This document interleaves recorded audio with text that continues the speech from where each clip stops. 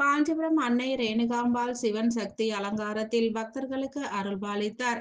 காஞ்சிபுரம் செங்குந்தர் பூவரசந்தோப்பு பகுதியில் அமர்ந்து அருள்பாலித்து வரும் அருள்மிகு அன்னை ரேணுகாம்பாள் ஆலயத்தில் 49ஆம் ஆண்டு ஆடி பெருவிழா விமர்சையாக துவங்கியது.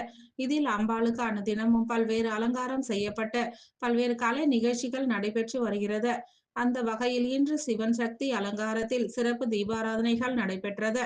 இதனைத் தொடர்ந்து விஜய் குடும்பத்தினரின் மேஜிக் ஷோ நடைபெற்றது. இன்றைய விழா உபயத்தினை எஸ்விஎன் பிள்ளை தெருவை சேர்ந்த சுப்பிரமணிய முதலியார் குடும்பத்தினர் சிறப்பாக செய்திருந்தனர். இவர்களுக்கு ஆலய நிர்வாகம் சார்பில் மலர் மாலைகள் மற்றும் பிரசாதங்கள் வழங்கப்பட்டது.